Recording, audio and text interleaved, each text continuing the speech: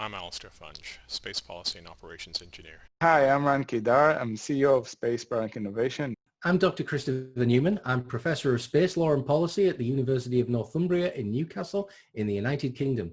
I'm also International Space Law Advisor for Cold Star Technologies. And I listen to the Cold Star Project. And I'm listening to the Cold Star Project. I listen to the Cold Star Project. This show is for entertainment purposes only and is not intended to be what is termed professional advice. The Cold Star Project is proudly presented by the Operational Excellence Society. Cold Star Tech is a supporter of the OPEX Society, and Jason Kanigan is a member of its board of advisors. Talk with us at Cold Star Tech to find out more about the OPEX Society and what we can achieve together in your organization, or just visit opexsociety.org. Thanks for joining us for today's show. My guest today is Captain David Buehler. He's the cislunar team lead and also the CHPS flight experiment manager at the Air Force Research Lab, Space Vehicles Directorate. It's great to have Captain Buehler on as a follow-up to Colonel Felt's interview, and Captain Buehler will be providing a little more detail about the CHPS program. Captain Buehler has a master's degree in systems engineering, and while he was doing that, he was doing some fun advanced orbital mechanics training with the 319th Combat Training Squadron, so he is willing to get out there and get dirty. He's held a number of space domain awareness roles in the AFRL and has been running the cislunar tech area since August of 2020. Well, thanks for being here, Captain Buehler. Appreciate it. So let's begin with this question then. Why cislunar? Why are we in cislunar space and poking around in there?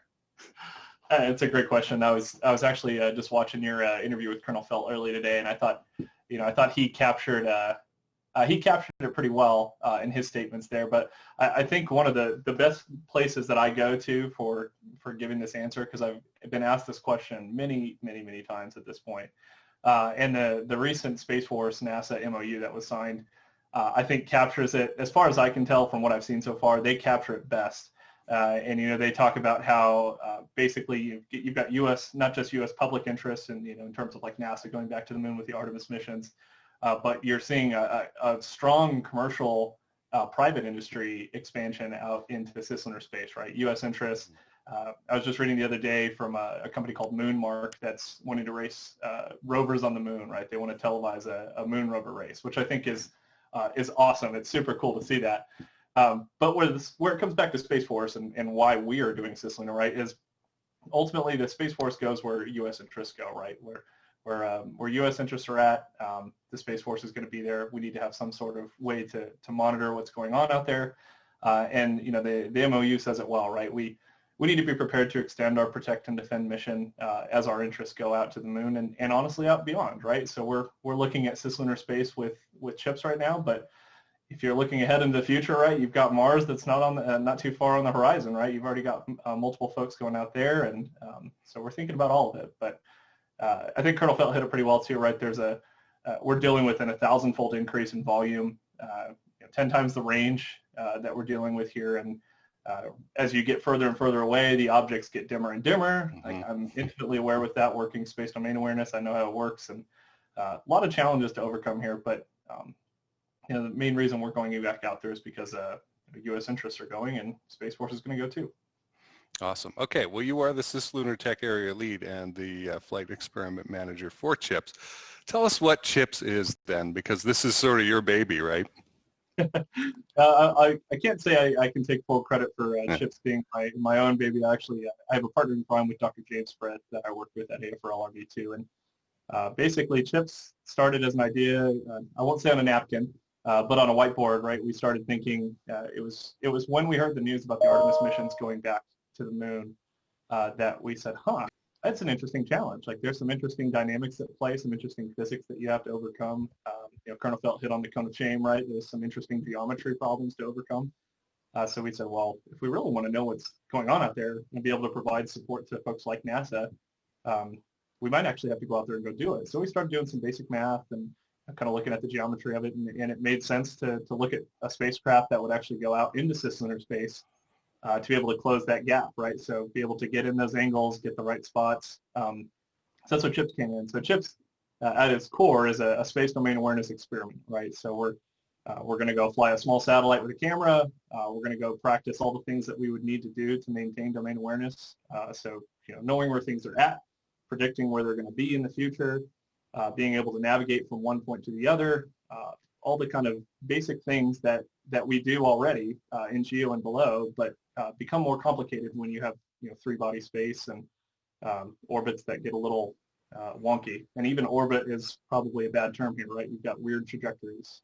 Some of them close and some of them don't. So it's an interesting problem to go solve, and that's what we're after with CHPS. Awesome.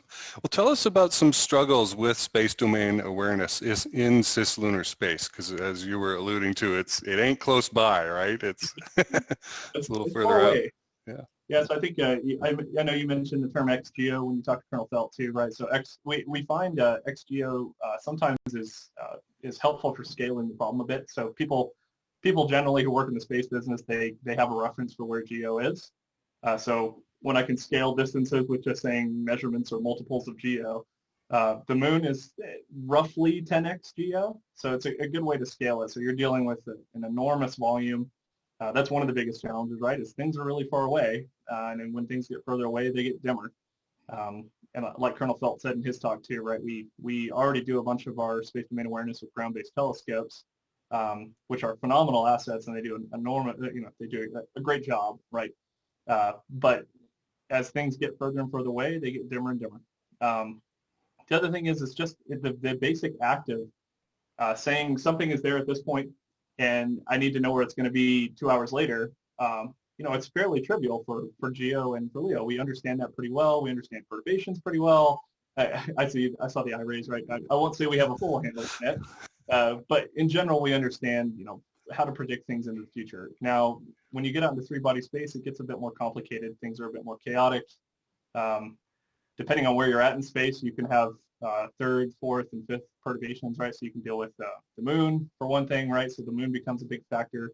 The sun becomes a big factor in certain areas, and in some areas, even the pull of Jupiter is a factor. So you're dealing with a lot more, I want to say factor again, but you're dealing with a lot more factors here that can impact the orbit or the trajectory. So a lot of this is basic research. We're working a lot with academia on, people are writing their PhD dissertations on stuff like this, and we're trying to tie in as much as we can. So beyond that, you've got a lot of volume. So range is a problem. You've got the volume problem too, right? So as you get further and further out, things are not necessarily constrained by being on a racetrack, right? So we're used to thinking, at GEO, you're at this rate. If you go closer, you go faster, right? We understand that pretty well. And we understand that inclination changes are expensive. Now, when you get further and further out, you can be all over the sky, and it doesn't cost you an enormous amount of velocity to do it. So you're talking, we use the term 4 pi steradians, right? It's in all directions that we have to worry about. And we obviously have a particular focus on near the moon because that's where we see the most activity being in the near future. But the fact is, L4 is a place, L5 is a place. They're nowhere near the moon. L3 is also a place that's nowhere near the moon. So we have to think about the whole problem, the 4 pi steradian problem. And then I think Colonel Felt said it best too, right? The moon is opaque, so it's very bright, and we can't see through it. So there are some things you simply can't change, and you have to be able to work around them. So we've got all sorts of things we're working on to try and get around that problem. All right, so going out there to not just do the California Highway Patrol thing, but also to understand this space is big. This volume is very large. There's this very bright object that is blotting out things. Things are dimmer because they're farther away. And then the influences, like you say, even Jupiter, which is a very large mass, has an influence on what these orbits might do and this pathing. So I've been looking into TLEs a lot ever since it's Dr. T.S. Kelso's fault. I started learning about that through Celestrak, and then looking into different models or information standards and why nothing new has been approved, despite studies and reports having been done for a new standard of information in that. But let's look at this question. Why don't TLEs work in cislunar space? Yeah, so we'll tackle that, at a scientific level, right? So at a very basic level, TLEs are based on Keplerian two-body assumptions, and what that means in general, right, is you've got two primary bodies that you're dealing with. In the near Earth case, you've got the satellite and you've got the planet, and those are pretty much your primary bodies, and you can essentially describe in orbit using characteristics derived from that. Now, when you get out into cislunar space, further and further away from the Earth, like I said earlier, right, you start getting things like the moon become a huge factor on where the spacecraft is going to go. So now you've got three bodies. You've got Earth, you've got the moon, you've got the satellite. Well, if you go into places like L4, you've got the sun now too. So you've got Earth, you've got moon, you've got sun and satellite. So you've got the four-body problem. So as you bring in more and more bodies, you cannot describe them using conic sections like you would for Keplerian TLEs. So the fact is we have to get something beyond TLEs. Now, I won't say, I have the answer right now, it's this, we're going to go do it. But I'll say it's active research for us, right? We're beyond just chips. We have, you mentioned having the cislunar technical lead, right? So that means chips is encompassed in that, but there are a whole bunch of other things that underlie chips that have to get done for chips to be successful. And one of those things is, well, what do we do for custody if we don't have a TLE? So we're working on that with some great academic partners, and I think we're getting pretty close to a solution, but we're trying to find something that's going to make the whole community happy, right? We don't want to go and say, hey, AFRL is going to do this thing, it's going to be an AFRL thing, and everybody else is going to have to live with it. We're trying to bring in as many of the experts around the community as we can so that people can weigh in and say, yeah, that'll work, it's great, or that's not going to work, it's way too computationally heavy. But trying to make sure that we're not working on the problem in a vacuum is something that we've been really pushing.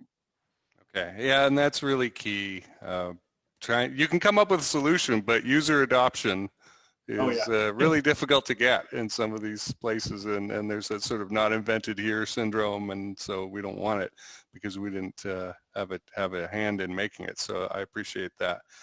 How do you go about choosing the master's and PhD level contacts that you work with, I guess, with just in general? Well, so I guess in my case, right, so we've had a contract through University of Arizona for a while now, and we've worked with University of Arizona. We inherited that contract in the past, actually, and they've been phenomenal. And through that contract, we've been able to bring on folks at like CU Boulder, UT Austin, obviously Mariva pretty well. So we've worked with him through that contact as well. But basically, we spend a lot of time, because I work with a lot of folks who are prior academics, so they know everybody in this game, and we always just kind of try to plug in with people and say, hey, what are your master's students doing? What are your PhD students doing? And try to kind of, I don't want to say steer them towards what we want them to do, but we try to say, hey, here are the problems we're trying to solve, and if you have a student who's really interested in it, we'd love to do it. So we try to kind of engage with academia through personal contacts. And occasionally we have people reach out to us and say, hey, I've got this great idea, or my student has this great idea. Can we tell you about it? And we're happy to hear. So, we're very happy with the amount of academic support we've been able to get through not only contracted support, but also through just folks saying, hey, my student's working on this. Would this be helpful for you? And we say, absolutely. So we've had a couple of our folks sit in on dissertation committees, actually sit on their boards. And we've actually, every now and then we'll swing into a master's student defending their thesis, right? Like we try to sit in the back and see what's out there and just kind of keep a finger on the pulse. Okay. How do you let people know that the research lab exists? Like I'm a space guy and I'm interested and I follow the news, and just this week I found out about another government organization that has to do with space, and I had no idea that it existed until I just randomly saw it in my LinkedIn feed. Oh yeah, well, I think we do, I won't speak for AFRL at large, right, but I know AFRL spends a healthy amount of time at trade shows, so they try to go out to, big shows like, every year the Air Force has their big Air and Cyber Showcase or Airspace and Cyber Showcase, so I know they spend a healthy amount of time out at conferences. But me personally, right, obviously you found me through LinkedIn, so I try to spread as much as I can through LinkedIn. I try to spread the word about all the cool stuff we're doing. and things like this, right? Obviously, we're interviewing with you is an opportunity for us to spread the word about the stuff that we're doing at AFRL, and it's a coordinated effort to try and get the word out. I'll say that. Okay, and referrals are always good. I was referred to you by Colonel Felt's XO, so that was a very, very good referral. Well, I guess let's look at this question. What are some potential long-term payoffs for Space Force by looking at the CHPS program? So I mean, beyond what we've already discussed pretty well in detail, right? Beyond the ability for us to extend the protect and defend mission should we need to, beyond that, right? Having that SDA backbone is kind of core to doing anything else that you would want to do. I think if Space Force is going to go beyond GEO, if we're going to move out there with U.S. interests, it would be wise for us to have a smooth transition, right? So it's rather than us all of a sudden overnight say, wow, we're going to go to XGO, we're going to do cislunar, we're going to do it tomorrow. It's smart for the lab to be thinking about this, 5 years out, right? Start doing things like CHPS, flying some prototypes, flying some experiments, so that it's not so much of a oh wow, we need to be out there now. It's it's fine. We've made a gradual investment, right? It's not a flip the switch and we're there. Because for one thing, the S&T problems for cislunar space are not solved. So it's not as easy as you flip the switch and you've got cislunar. There's some fundamental challenges we have to overcome first. But I think risk reduction, tech maturation, things like CHPS are a great first step. And I'm not just saying that because I'm biased being the CHPS program manager, but I really do think that it's smart for you to take some first baby steps and get to know how the place works and understand what things break and what things don't break. So that when you're ready to go do it for real, it's not your first time doing it. And I think in general, we need to start training operators, right? So people, when they're coming out of undergraduate space training for Space Force, right, it would be good for them to understand not just the two-body problem, but have an understanding generally of what happens if you go beyond GEO, right? Things get weird, for one thing. Obviously, we're aware of that. But it would be good for us to start training operators at various levels on having this in the toolbox, right? Well, what if you could do this? What if you weren't constrained? What if 1 degree of inclination change didn't kill a quarter of your life, right? What if you could do that? And start basically creating, more people who have probably better ideas than me to come out and do all the other cool things that we could be doing. And then I think the big thing that kind of goes back to the Space Force NASA MOU, right? They talk about legacy technologies and architecture. So I think things like CHPS will kind of push us, like you're seeing with TLEs, will kind of push us to start thinking, well, maybe we need to move beyond this, right? Maybe we need to we've gotten away with it. It's been good enough for a while, but we can do better. And maybe things like CHPS, will help us kind of get beyond the legacy architecture and start thinking, well, what's the next gen? What's the future look like? And then I think the final thing is, right, in the spirit of the NASA Space Force MOU, CHPS is, I think, a great opportunity for us to collaborate with NASA on multiple items on that list. I think there's 13 items or 11 items. I'm trying to remember. But if you look at all those items on that list and you look at what CHPS is trying to do, I mean, we have opportunities to collaborate on multiple areas in that MOU. So I think for one thing, this helps. If NASA is going to go and Space Force is going to go support, it'd be good for us to go together, right? For us to try and not duplicate effort, try and be smart with our investments, make sure that we can work together, and make sure that we're not having that conversation when we get out there, right? We'd rather have that conversation before we go. So I think CHPS is a great opportunity for us to start that conversation and to jumpstart those connections. Right. Yep. Another recent guest, Commander Tim Anderson out of the Navy, same kind of 5-year planning, right? Let's look ahead as to what we're going to need and get the experience and funding started now. It's not going to just magically wave the magic wand and poof, there it is, just suddenly when you want it. So that's what I tell people is that I think my favorite quote is you can't turn the faucet on and get more cislunar. It's not something where if General whoever comes down and says, hey, we need this now. It's like, well, we understand we can move as fast as we can, but there are fundamental S&T challenges that you need to overcome that you're not just going to do overnight. It's going to take a little while. So it's good for us to think, like you said, 5 years out, 10 years out, start thinking about what problems you need to overcome so that you're not having to do it overnight. Right. Well, Captain Buehler, let's finish up with this. How did you personally get involved in this area? How did you make the choices, coming through the armed forces and end up in the seat that you've got now? I don't know. I don't know how I got so lucky. I'll start with that. So I gosh, that's a tough question. But I like it. It's a really good question. So, I ended up at Kirtland and was working in more of a traditional space domain awareness role. So, understanding challenges at GEO and below. And really it was kind of, it was like an overnight thing that we started thinking about cislunar and said, there's a lot of problems here that we could go solve. We could really, really it was, we felt we could make a big difference, right? That was what we saw. And we started pushing on that a little bit, and we found that there was a there. There was definitely a need. People were interested in what we were doing. We were attracting lots of really, really high level attention, people way above my pay grade. And it's just been a snowball ever since, and it's still rolling. So I'm excited to be a part of it. I tell people jokingly that I'm convinced I have the coolest job in the Space Force, and I've yet to have somebody tell me otherwise, but I'll defend that. Right.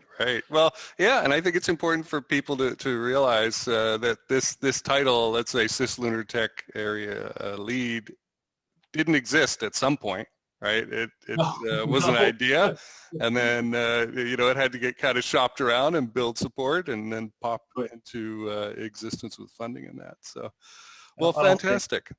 I'll say I just want to make sure too that I highlight, that I'm very glad with our leadership at AFRL, with Colonel Felt. Obviously, none of this would have happened if Colonel Felt hadn't been so supportive of it. So I have to give a shout out to him for, not only giving us this effort legs and helping us stand it up, but also that the fact that he trusted a first lieutenant at the time. I promoted to captain back in June.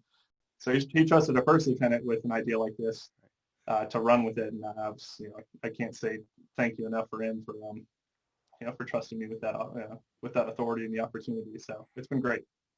Awesome. Well, my guest has been David Buehler, captain now since June, yes, in the U.S. Air Force, cislunar tech area lead and CHPS flight experiment manager. There we are. And what's the best way for people to get a hold of you? Just through LinkedIn? Yeah, there's lots of ways. I can drop my email for you. Sure. LinkedIn's great. I'm fairly active on LinkedIn, and I'll say I'm a captain in the Air Force now, but I am one of the 49 people Colonel Felt mentioned. So I'll be Space Force in February. Come this time, February. So I'm excited about that. But I can give you my email address. Feel free to email me. LinkedIn's probably the fastest. That's I have it on my cell phone, so I can get to it pretty quick. But I can definitely drop an email in there. All right. Thanks for doing this. Yeah, thank you. Thanks for having me. Well, and I just want to finish it up by giving a quick shout out to the AFRL Space Vehicles Public Affairs Office. Thanks for letting us do this. Hey, this is Jason Kanigan, the host of the program. Thanks a lot for listening to the Cold Star Project. If you want me to send you new episodes of the Cold Star Project so that you don't have to go hunting around for them or watching YouTube or anything like that, go to this page, coldstartech.com/MSB. That's short for Make Space Boring, which is what we're all about. And drop in your email address there, and I will be able to do that for you. Make Space Boring is another little show that I run. It's a shorter format, quick interviews, and news of the day, and sometimes an update of who I'm meeting and what I'm learning in the space field. It's on the same Cold Star Tech channel. Speaking of which, on the YouTube channel, I can do something I cannot do on the audio-only version, which is add playlists. And so there may be topic area playlists on the YouTube channel that you would be interested in digging into, going down the rabbit hole and learning more about. For example, space law and policy, space situational awareness, lunar mining and construction and fun stuff like that. So go check that out. That is at coldstartech.com/play. That's the short link to get there. Anyway, thanks for listening, and I look forward to talking